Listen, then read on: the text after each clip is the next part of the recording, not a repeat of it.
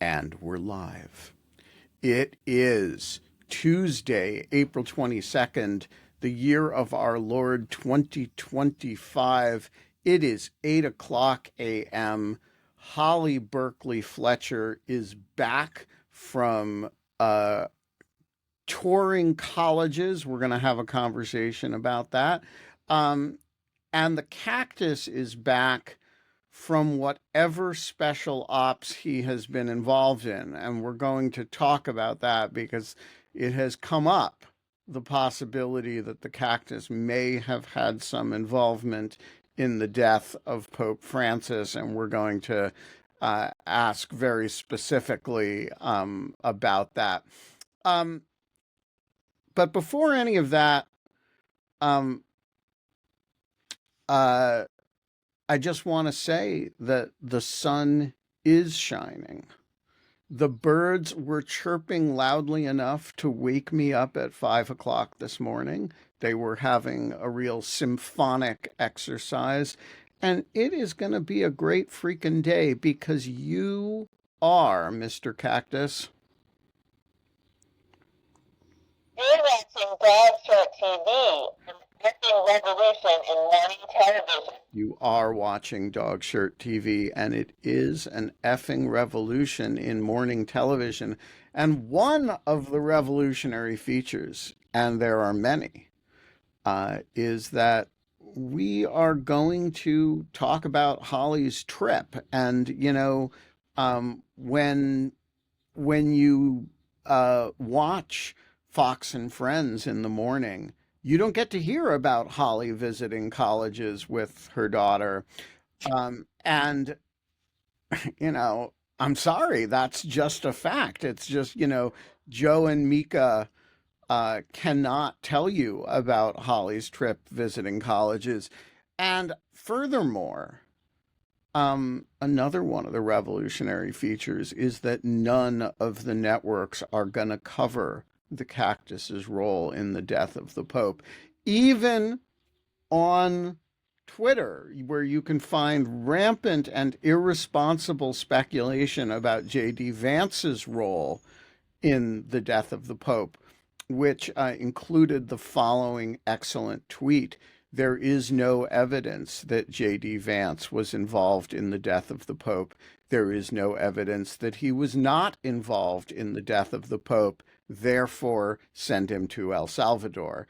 You're going to get. I think that he did meet with him. There is some evidence. He is one of the last people to see the Pope alive. That's correct. But even where you are going to get irresponsible speculation about J.D. Vance or Usha Vance's role in the death of the Pope, you are not going to get anyone asking the Cactus the tough questions, except here. All of which is a long-winded way of saying that we are not allowed to have fun anymore, but we are allowed to have Holly back. And you can tell she's a little rusty at this because she's not whipped out the Rate Ben's monologue. Well, I have a guest still in my room, so I couldn't pack up all the equipment that I usually have, and I just grabbed the Cactus and fled, All right, so let's start with Cactus Gate here. Was the Cactus in the same place as when you left? Or is there any evidence based on, objective forensic factors that he may have, say, gone to Rome? Well, there's no evidence that he didn't go to Rome. But was he in the same spot as when you left? He was, but it's very easy. I could go to Rome today and then be back in this chair tomorrow. Right, it's not conclusive. It would be a tough trip, but I was gone for like 10 days. So right, so he definitely, and your trip, if he had gone to Rome for Easter, attended Mass, gotten an audience with the Pope, and, injected him. And he does have tines. Does. And our cacti, do they have, I don't think they're poisonous. Some people are allergic. Well, but he's got eyes and a mouth, and so he could, acquire poison, And and he's skilled he as is. a covert operator. Right. So if he had done that and then quickly gotten on a plane and flown home and gone back to the exact spot, um, would he have had time to get there before you got back from your trip? I think so because I believe the Pope died around midnight Monday, our Eastern time, and I got back at 7 p.m. Yesterday Eastern time. So he had plenty of, and a flight from Rome to DC is you can get a direct, and it's only like what, 8 hours? Yeah, it's not. I mean, you have to go through Milan or something, but Do yeah, you? I it's think there's a direct Ethiopian from DC. It stops in Rome, and then it, really. yeah. Well, and maybe not going back the other way, but there is one that stops in Rome and goes on to Addis. So yeah, so this is I think a plausible hypothesis. Have you talked to the cactus about it? I did, but he just repeated everything I said. I see. See, like, I'll show you. Hey, did you murder the Pope? Hmm. Did you kill the Pope on Easter? Yeah, I It's mean, a very effective counter-interrogation strategy. In fact, when I was well, polygraphed, speaking of Easter, it's exactly the strategy that Jesus used with Pontius Pilate. you're so right. Like, are you, they say you're the son of God, if you say so, or you Who do said you it. say I am? Yeah, exactly. And Yeah. so, it's actually, if you were going to be a cactus who killed the Pope, um uh it would be how you would go, right? Yeah, and yeah, it's the same strategy I used in my polygraphs as well. They say, do you have anything to do with the terrorist organization? I say, do I have anything to do with the terrorist Right. organization? What do you think? Yeah, you're the one, sir, you're the one reading all my emails and such, and like whatever, going through my entire life. You tell me. It's very popular with the polygraphers. They love that. Yeah. So I think we're not going to get to ground truth on the cactus's role here, right? I mean, he's very skilled. I think you would have to start like removing his what are they called? Needles one by one in a painful fashion. I don't think he would cave even then. Is that cactus torture? Do they feel pain when you remove I their don't know. I mean, I don't needles? really fully understand cactus sensory experience. Because And when a cactus attacks you, then you understand that. yes. Yeah. I mean, I have a fondness for cactuses. I like them a lot. Is it cactuses or cacti? I think it might be Well, cacti. it may be cacti, but it's so pretentious to say that. Okay. Um, And you're never pretentious. no, no. um, um, At least that's what the commenters on social media say. yeah, no, no. I'm authentic and a man of the people, Yeah. and all right. So, folks, we have wasted the first 9 minutes I'm of gonna this put him over show. here to think about what he's done. Yeah, time out for the cactus. Yeah. So, before we went live, you made a very interesting comment that you have visited a bunch of Northeastern liberal arts colleges, and they are all very green, which people don't need an explanation of, and very woke. And I thought that was really interesting because, the administration is going after Harvard University for being woke and not, and Harvard sued them yesterday. And so I was interested in that comment when a Northeastern small liberal arts college or big liberal arts college for that is woke in its presentation to prospective applicants, like your daughter. Um, what does that look like in an era in which their students are being whisked off the streets to Salvadoran concentration camps and in which their grants are being threatened if they don't, deal with anti-Semitism, by which the administration seems to mean expel Palestinians. What is the expression of wokeness today in a tour of a liberal arts college? Uh, First of all, we actually toured Tufts, which of course has lost a PhD student being whisked off the street. There was no mention of that. Like, in fact, Yeah, all I of don't I the, don't think it would be a great selling point. Come right, there come was to no mention of Tufts, that. get Although, kidnapped by ICE. Although I will say in the public restrooms on the back of the stalls there were notices posted your rights, if you're approached by ICE, whatever. So It's there good was that that those are in the attack. restrooms, But though. all of these, none of these schools, there was no hint at any of these schools that the world was not a perfectly harmonious place in which everybody was holding hands and singing loud, at least on their campus. Their campus, all of them had basically the same presentation, which is basically all of these colleges. There's the Venn diagram of these small liberal arts colleges, an all inclusive resort, a high end retirement community, and also a conservative parody of liberals. It's like it's almost a complete circle. I would say the only, outliers is that presumably you do have to go to classes and study. But they don't talk about that. Well, they And do talk about the academics, but the by the academic, way, in a lot of retirement communities, they talk about that too. yeah, All their enrichment that's right. It opportunities. sounded more like enrichment, frankly, the way they talked about the academics, because they were just so it was, and frankly, I love school. I could have been in school. Like, I tried to be in school forever. Like, the only problem with graduate school is that, well, they will kick you out at some point.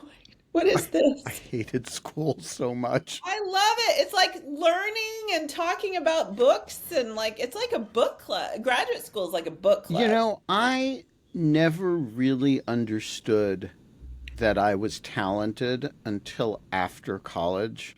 You didn't, did you go to grad school? I don't think you went to. No, no, You should have gone to grad school because that's when it really gets fun. Until you have to write a dissertation no, and you're no. basically just thrust out alone and you just wallow around your home crying. Yeah, that sounds great. Yeah, no, dissertation At wasn't my it. 5 year reunion, I felt so superior to everybody else because they were all still in grad school, all of them. And I was like a reporter who, got to call the deputy attorney general and got to ask the attorney general questions you know, and I sort of felt like, wow, they're all still in the same place that I was 5 years ago when we were Yeah, here. but it's so And fun. and My husband also and loved grad school. I am like doing fun stuff. I felt like I'd won the lottery. No, I have to disagree. My husband agrees. Grad school is so much fun. Anyway, back to the point. Back to the point, Ben, is these schools are like Shangri-Las of intellectual community where no bad thing ever happens, and you can take glass blowing, as an elective, and all your everything's free, all your food is free, and everything is free, and there's just fun little traditions, and it's like, yeah, it's they all are kind of like that. But how is it woke? Well, some of the things you would expect. Of course, all of the tour guides give their pronouns. That's just like pro forma. And I have to say, and I have Even the ones whose pronouns are conspicuously obvious from all of their. them were obvious. All of Yeah, them. so it's not like there was any that you would wonder. Right. And to be clear, like I consider a lot of this stuff like whatever. I've given my pronouns. I worked with a couple trans people in the agency, and if it makes these lovely people feel better and more included, I'm happy to give my pronouns. But it's just I don't know. Even when the tour guys are giving it, it never stops being kind of awkward and weird, Right. especially verbally. If it's in your signature line, that's fine. But anyway, it never stops being. So they give their pronouns By the and way, then, I take he, him pronouns, Holly. oh really? I was calling you, I was basically going to make up a whole different pronoun for No, no, you I understand. I just wanted to because you're make so sure you knew. unique. I What do you wanted to think? make Well, we are established he's a him. No, no, we already did. The Okay. cactus takes male Right, pronouns. we'll leave that aside. Yeah. So the pronouns are pro forma, obviously. And then they do land acknowledgements. I don't know if you've heard these, which as a historian, again, I have no I have no problem with it. I find it interesting, like the history of the land, but the way it's done is like it's a parody of itself, you know? Mm-hmm. Like we must take a time out and then like to acknowledge the brutal colonialism and like that's basically the rest of the presentation is like this is the best place on earth where everyone Right. holds But hands it's in harmony stolen. and we're blowing glass over here and we're getting free cappuccinos over here and we're like like we're oh and all the professors are nice, Ben, all of them are so kind and they just are Yeah. love the students, and if you need blood they'll like donate blood for you or maybe even a kidney. The professors are the best. They understand that they exist because of the students and they basically just are here for the students and the whole thing. Everything is wonderful and fine, but we must acknowledge that everything built here is due to genocide and land theft. And we must take a moment to acknowledge that. So it's just, it's like it's just so weird and jarring. And then you move on to like And is that consistent at all the colleges I that you think all visited? of them did that. I know at least, again, honestly, by like the second one, I was like reading my book. Honest, they're all the same. They're all the same. They're all lovely. They all seem like great places where you're going to get a great education. The selling points are basically the same. They talk about some of their selling points as if they're unique, and then you hear them at like, so I was kind of reading a book at a certain point. But I know I heard it at two, if not all. We did Mm-hmm. four, and all four. And then you get into like there's like a club for every type of human being.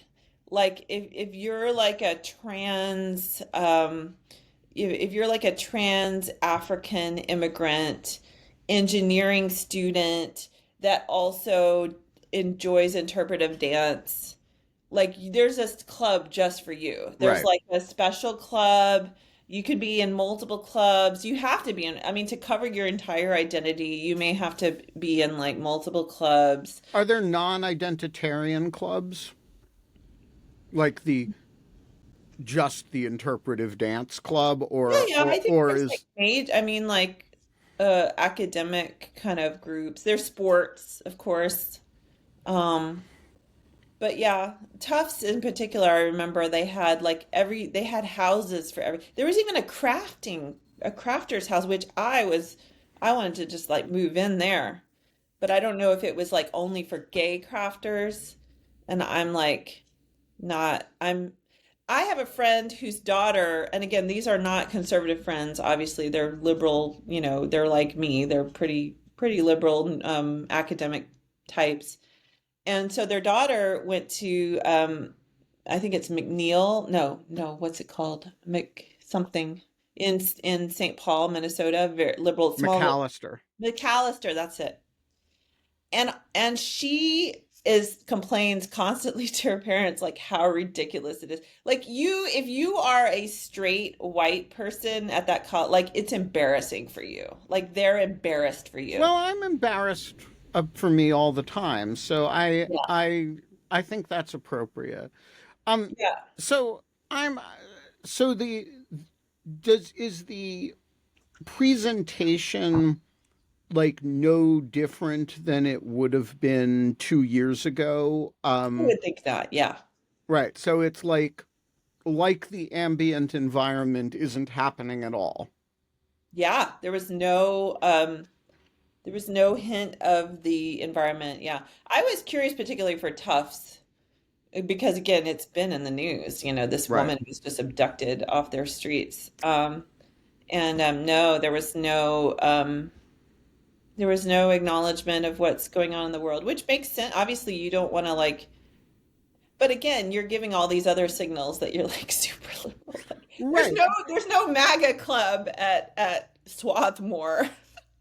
Right. I mean, I think it's a really interesting immune response to the environment to just have this um uh to just have this like reaction like the rest of the world, you know, there isn't a US European chasm opening up, right? We're not in an environment in which we may not have foreign students anymore, at least at certain universities. Oh, they all boast about how many international students they had and countries represented. Right. And then,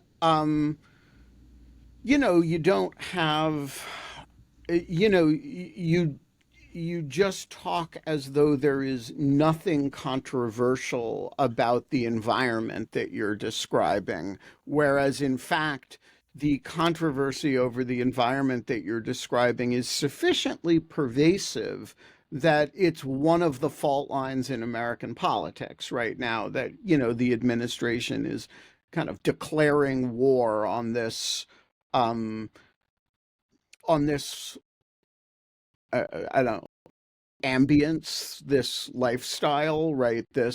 And it is, among other things, a lifestyle, right? Because there is nothing, there is nothing that intrinsically links a first class liberal arts education with this style of, you know, assumed politics in a residential college.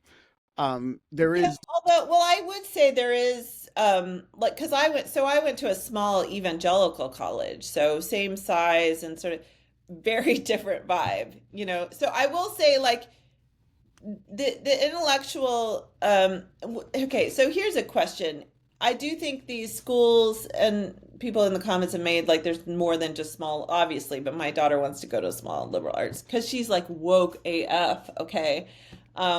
So there are many different kinds of colleges, but I will say that the intellectual environment, a a left a leftist intellectual environment, has become, I think it's a sorting thing where like I think a lot of leftist idea, like not left, but like considering differences and things like that. That's an open-mindedness that is a small L liberal ideal that you definitely don't get right. in a conservative religious environment, right?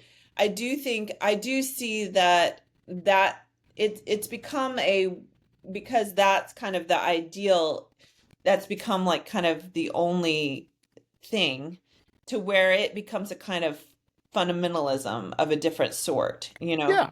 I So mean, you see that, although I didn't get any vibe from like, I don't know. Again, my friend's daughter who goes to McAllister, what she talks about sounds fundamentalist. Like if you aren't just completely woke and like you don't find some way to like make your sexuality sound interesting, like you're not fitting in. I didn't get that vibe from these schools. It just seemed hospitable, but I have no, obviously they're presenting a very good face. My deal is like I mean, I like difference. I like everybody to feel welcome. I like all of that. But it's when, and if you want to use your pronoun, like I have no issue. I find it completely harmless. I'm not threatened by it at all. But when it goes into the realm of like, if you don't use your pronouns, you hate trans people, and now we're ostracizing you. Like right. that's fundamentalism. That's Or, like a or different, if you don't, you know, give a land acknowledgement, you're an imperialist. right. And, you know, I have a I've spent enough time in contested places in the world. Since Lior is here, Lior joins us from Jerusalem every day. What would the land acknowledgement at Hebrew University look like? Like we start this class by acknowledging that this land was uh, prior to the building of Hebrew University was Palestinian land under the Ottoman Empire, but they came in with the Ottoman, with the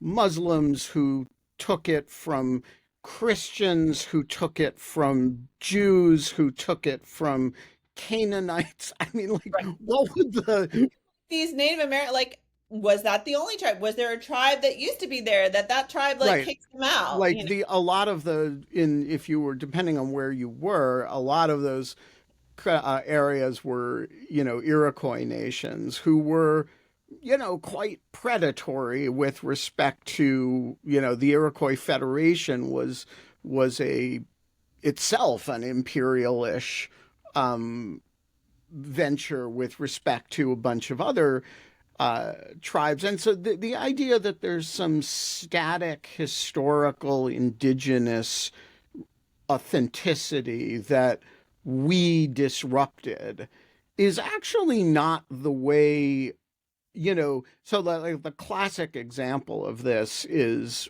the peoples we call the Aztecs, the Mexicans. Um, and the Spanish conquest of the Mexicans was incredibly brutal and was, um, horrific.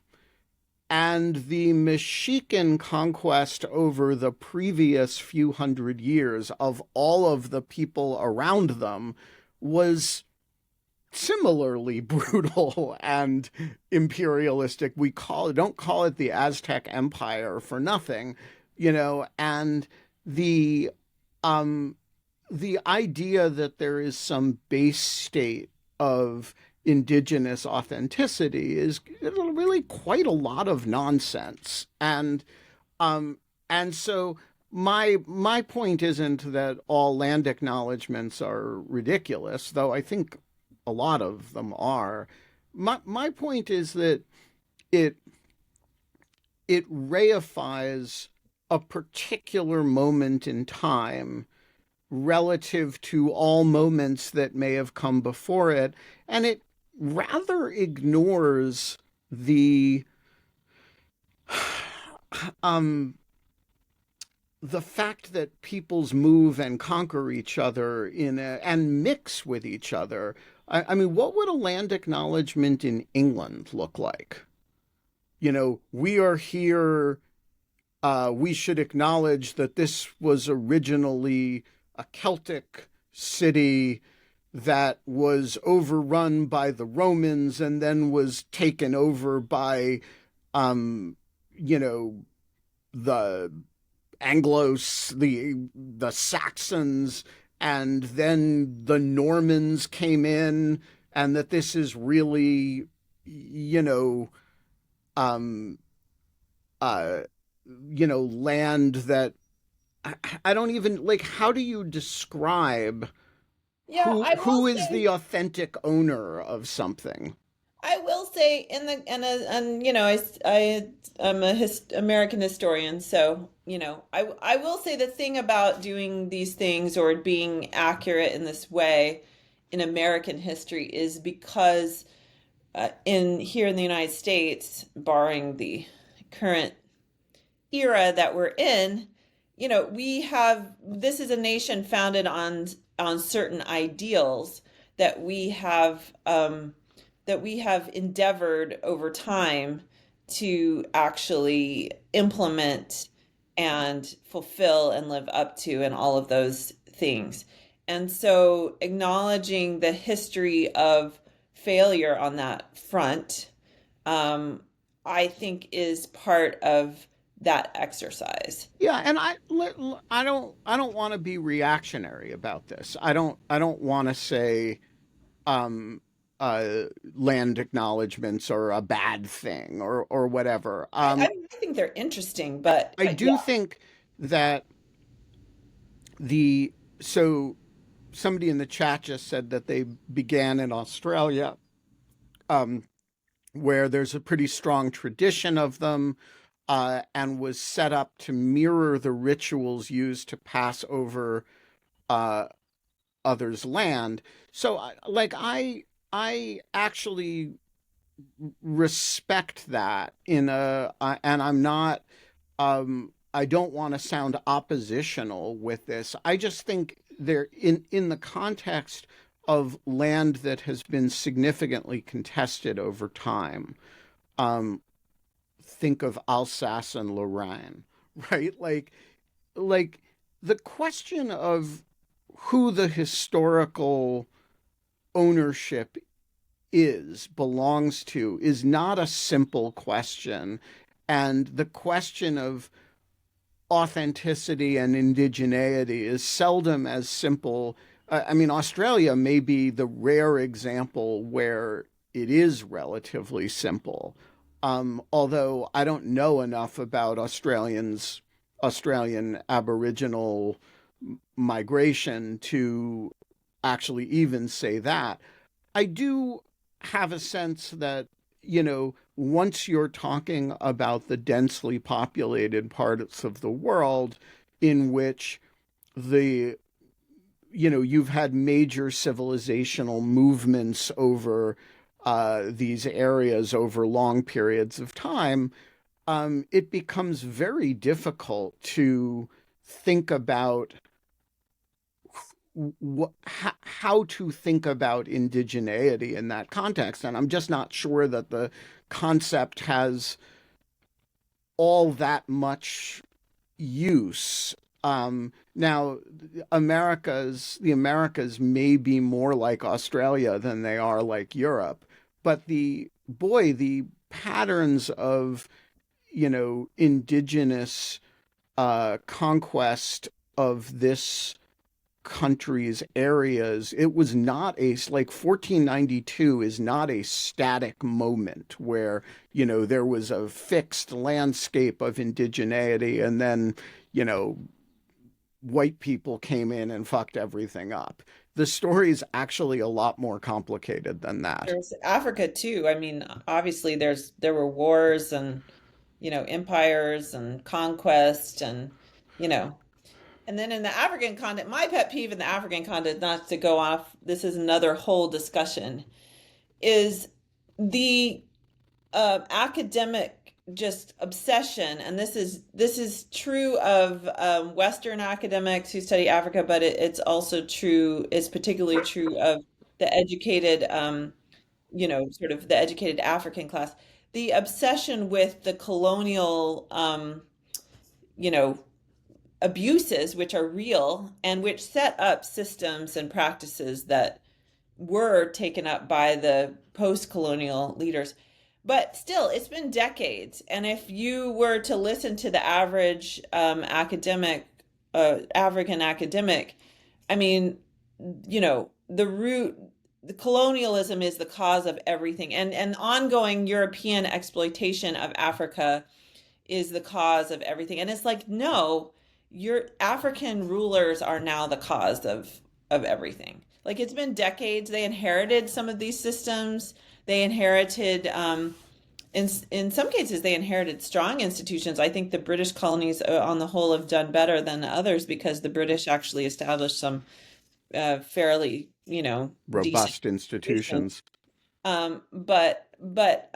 And in other cases, the Belgians or whatever, like, just basically it was just pure exploitation. But it's like, no, like like Mugabe loved the colonial narrative, that's what fueled the land grabs that then collapsed the economy. It's like these abusive African leaders love this narrative because it completely lets them off the hook when they're the ones that are now, it doesn't erase the past, but like they're the ones still. The reason Congo is, it's not Europeans taking all the minerals out. They are Europeans and Americans in some cases through in the case of America, although Trump has now removed the legislation through, anti-corruption practices, by the way, are contracting for, mining concessions, and and then the money goes to the government, which then steals it instead of investing it in the country. That's the exploitation now. And if you're so obsessed with the past, and you're not dealing with the present, then that's another whole pet peeve of So mine. there But is a really good, Richard is here, there's so a really good, before I turn the floor to Richard, there is a really good, uh, the closest thing history will give you to a controlled experiment of this proposition, which is the Malay Peninsula.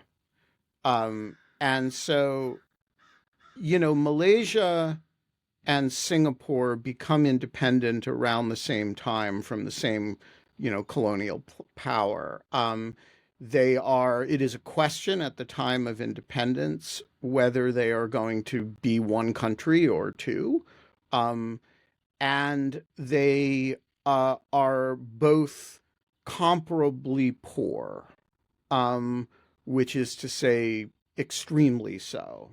Um, one of them is governed in a fairly traditional post-colonial fashion, and is, you know, a relative economic mess, has developed in a pretty traditional post-colonial fashion. The other one, not far from a model of democracy, but has been uh, competently governed over a long period of time. And the long period of time is it's only like since like 1960, right? It's African time frame for post-colonial independence. It's governed in a relatively non-corrupt, albeit authoritarian, but predictable rule of law environment. It's one of the richest places in the world right now.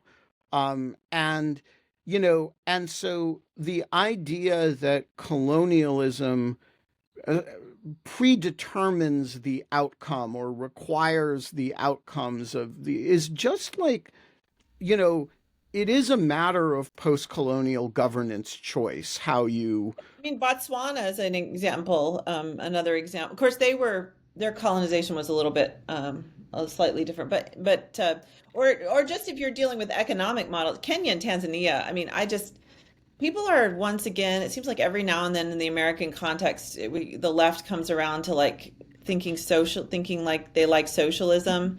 That seems to go in and out of fashion, and I'm like, no, no. If you want to see why socialism does not work, like Kenya and Tanzania, post-colonial history. Anyway, Richard is here. Hello, Richard. Hello, Ben. Hello, Holly. Hello, Cactus, wherever you are. Um, Yay, Cactus! So I'm listening to this. Um, I've felt for a long time that a lot of these discussions of the land acknowledgements, things like that, they feel to me, well, I guess undercooked, um, in the sense that, and which is along the lines of what some of what you're saying, and it seems to me that I felt for a long time that there's a deeper problem in that Americans just aren't very good about thinking about history and historical memory. The fact that um, uh, you know the the fact that history is, I mean, the banal way of saying is history is complicated, but it's messy, and I think that I felt for a long time that there's this sense that we want to cut this clear path through so that we don't have to suffer the pain or the wounds of history, or that we have to acknowledge them and then and then once we've acknowledged them, then we're okay. But you know, uh, and that reduces history because there's a sense in which we what ends up is that we reduce history to facts, and we're no longer in this dialogue with the past where we're going back and forth and back and forth and grappling with it. And it's certainly convenient to come up with an answer as it was this way, and but the idea that there's something open-ended and that we have to have basically this perpetual discussion, that we can't resolve these things, and that that we're up against our own limits, of we are relatively simple and the past is extremely complicated, and the fact that we go back and forth, or we don't want to go back and forth, or I think a lot of Americans, a lot of people don't want to go back and forth and deal with that. And but Richard, yeah. I don't think we should have a single historical memory of. Let me give you an example from a completely different context. I have spent a lot of time over the last few years with Ukrainians.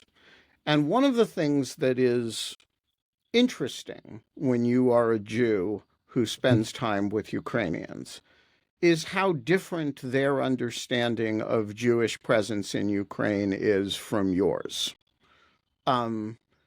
Because, when I grew up, the idea, in my community, there was, other than Nazis, there was nothing more contemptible or scary than something like Polish or Ukrainian nationalism. Like, these are,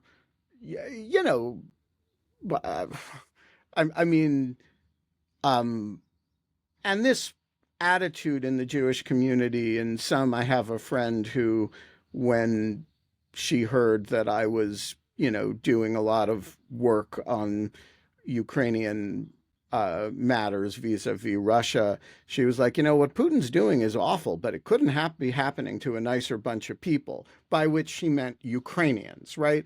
And yet you describe to Ukrainians Jewish anxiety about Ukraine, and they find it bewildering because they see that, first of all, they're very, they've elected a Jewish president.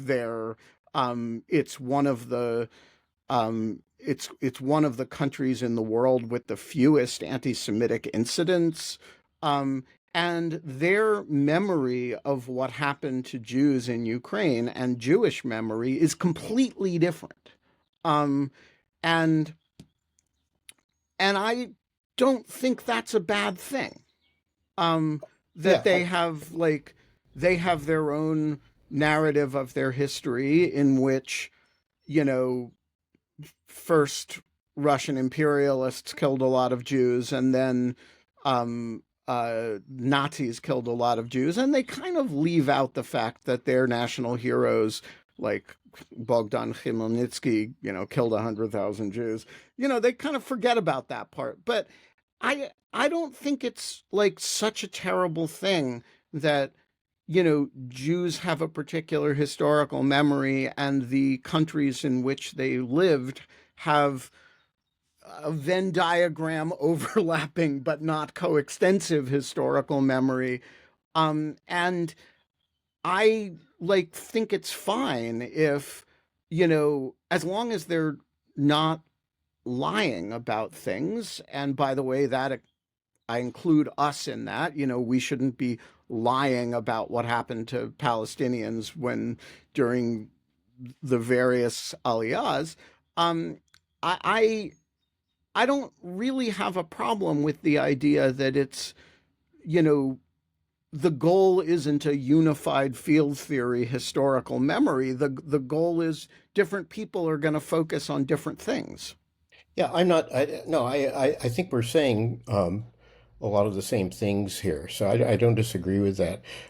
Like, obviously, history. The problem is history becomes, and I don't know if it's inherent to the, preserving and telling of history, but it becomes a tool, a propaganda tool in the present. Like Yeah, whatever narrative is spun about, and you can, of course, there are. I mean, it's just like the present reality, or even just an individual's life. An individual life. There's like a million interpretations, and it's messy. Like there's not a single narrative for anything. You're creating, when you do history, it's a cognitive discipline that is seeking to put some sort of order on essentially chaos. And so the process of doing that, it's inherently value laden, and it's inherently political, in that history is a tool for those in the present who, have their current aims. Um, and so I don't know, to me, I don't think you can really avoid that, but I think that it's important to, yeah, I mean, to have all of those narratives, and to see what the purposes might be behind them. Do you know, like, I grew up in white evangelicalism and had a very, very slanted view of American history, in which, the white Christians, yes, there were some mistakes. It's not like we never talked about slavery, but it was like, but now we've been redeemed and we're just going on and whatever.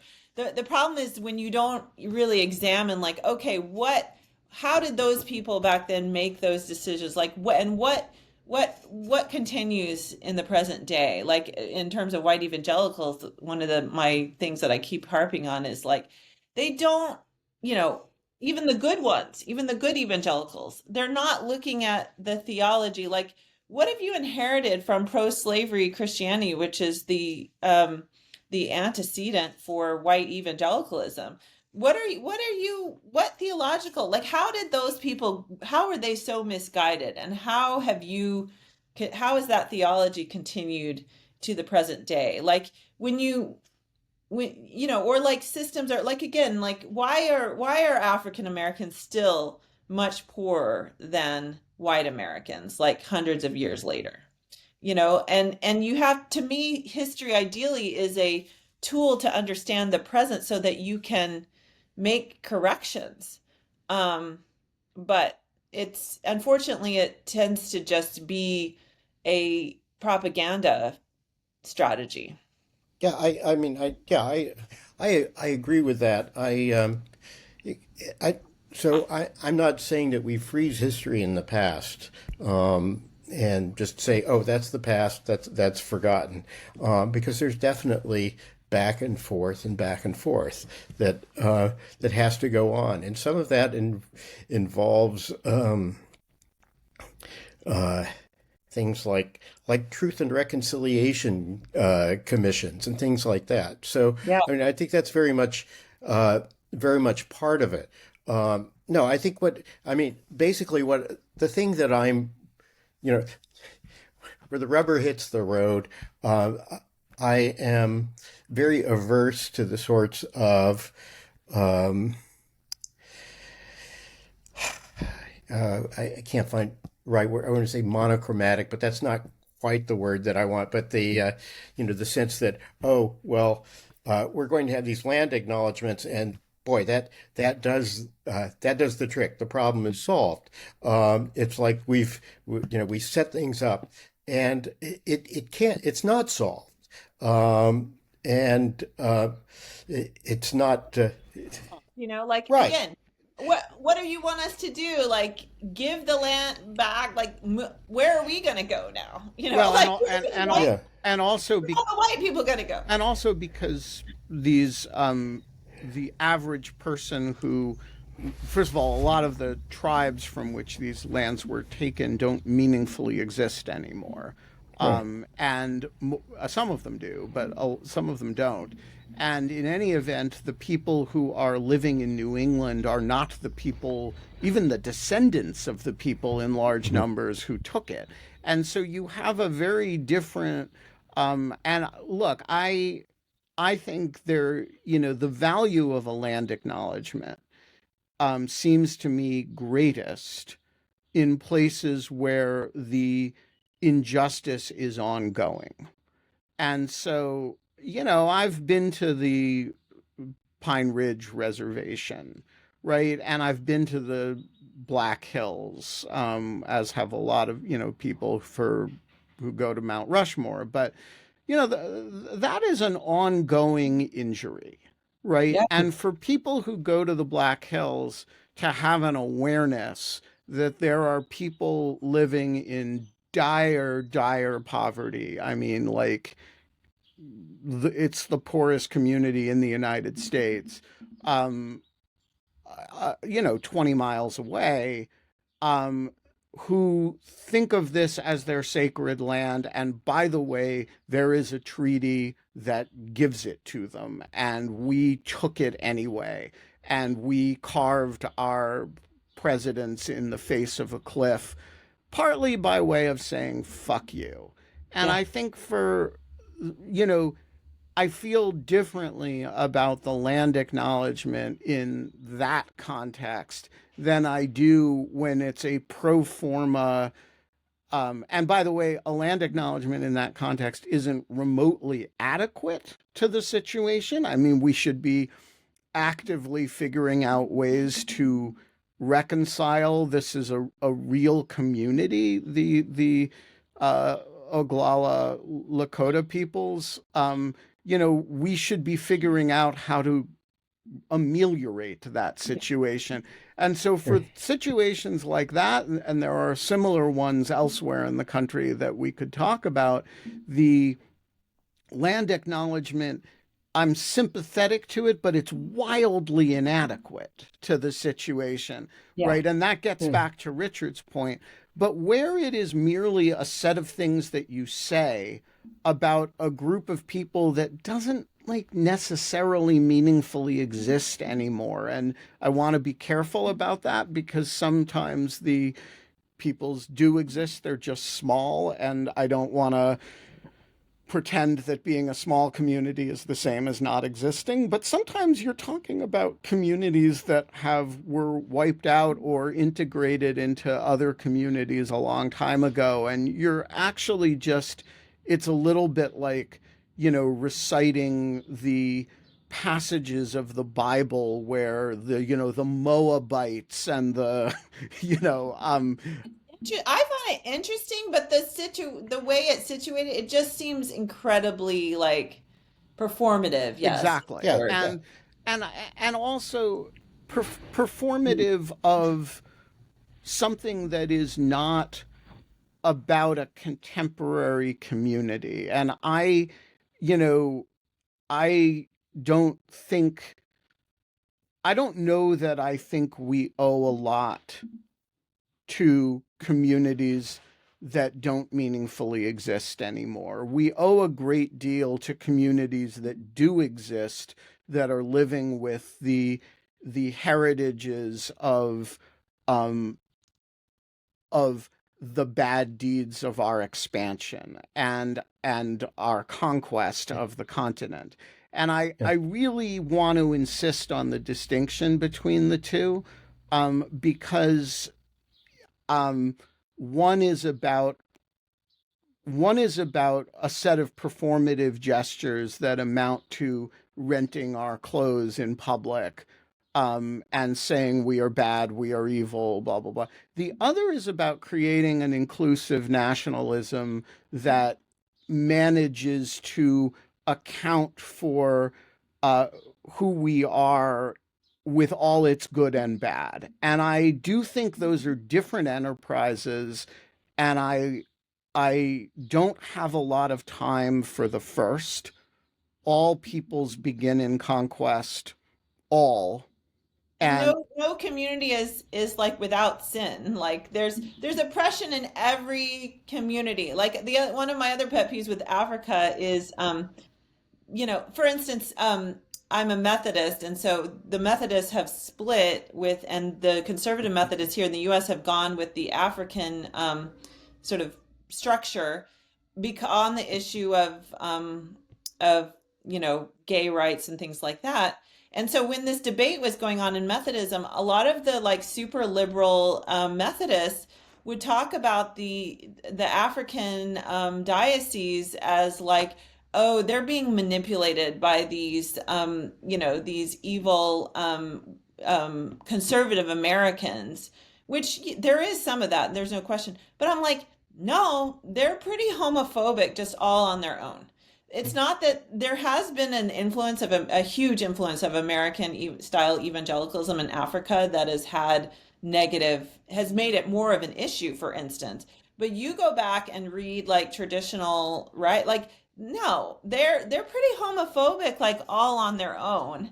And some of that is influenced. It doesn't matter where it comes from. Like that's it. That's what they think. And so it's like sometimes liberals talk about African cultures or like indigenous cultures as like these sort of romantic notions of like, oh, these are like innocent, like the noble savage kind of thing. Like don't deny them their agency. These innocent people, and again, the same fixation with colonialism versus these horrible African leaders who basically have pillaged their country for decades, and that's why they're so poor. It's not Western exploitation. In fact, they need more Western investment. Western companies should invest more there. But unfortunately, these environments aren't conducive to investment because there's no rule of law and there's no stability and that's all the fault of these governments. And so it's like, don't like romanticize, that's also very patronizing and kind of racist, and not just kind of racist. I think it is racist. Yeah. Well, but my original point about this whole thing being undercooked, it seems to me that the land acknowledgements should be a starting point. The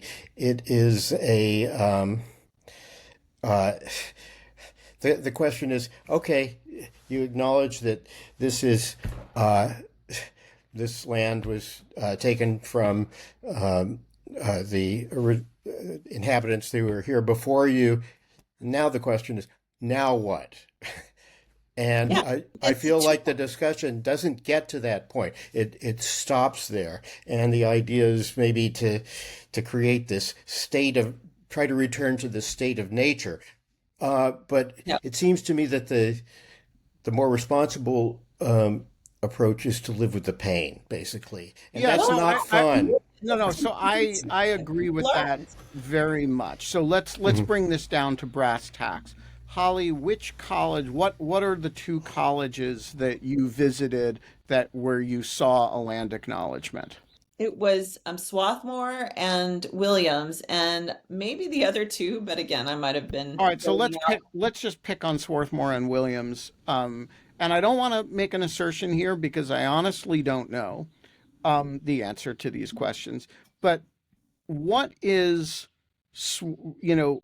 first of all, what are I'm not asking you this, Holly, but just here is what I would want to ask that tour guide.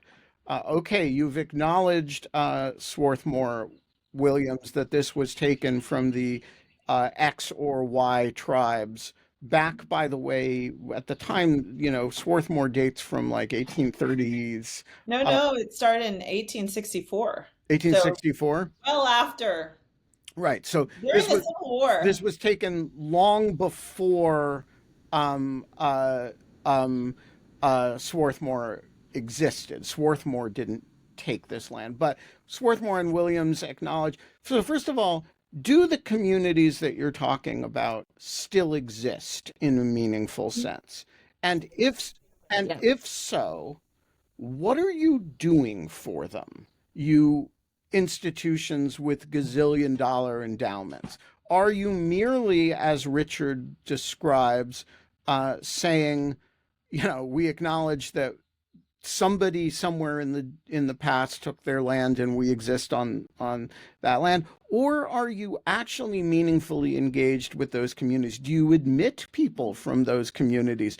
Do you work with those communities in any real fashion. And I think if the answer to that question, and I don't want to presume the answers to those questions, but if the answer to those question is there is nothing behind the performative gesture of the land acknowledgement, then that's chicken shit. And if the answer is more substantial than that, then um, there's then it is exactly as valuable as the engagements with those communities. Yeah, I know in the case of Swarthmore, they did like the community. I think it's a Lenape, but I don't know what. Anyway, I can't remember the current day community, but they actually helped draft this statement, and they seem to have, the university seems to have a relationship with the community. So, I mean, and again, like knowledge is power. Like I think it's great to understand. I actually love the much mocked Kamala Harris line about falling out of a coconut tree. We are everything that has come before. Like we're all of this. But I feel like the broad story of humanity is a story, very broadly speaking, of tremendous progress. And so we are doing something about that. We Well, did enslave. yesterday We don't invade other nations anymore. At least we're not. Maybe Trump will, but the Canadians. But like that's not something that is okay to do anymore. You know. yesterday we ended with the scores over Richard's left shoulder.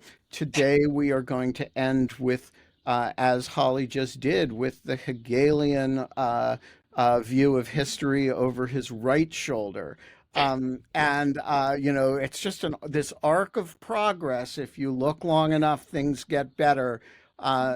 Look, we're going to be back tomorrow because, like Hegel, we continue in the history of this show is one of continuous progress over time. It's just a law of history. Never reaches an end on the last man, no matter what Francis Fukuyama may say. But we're going to be back tomorrow as surely as the sun shines, the birds chirp, and the cactus sneaks off to do special operations against major figures, we will be back. And my dog is newly needy now that we're back. He's whining.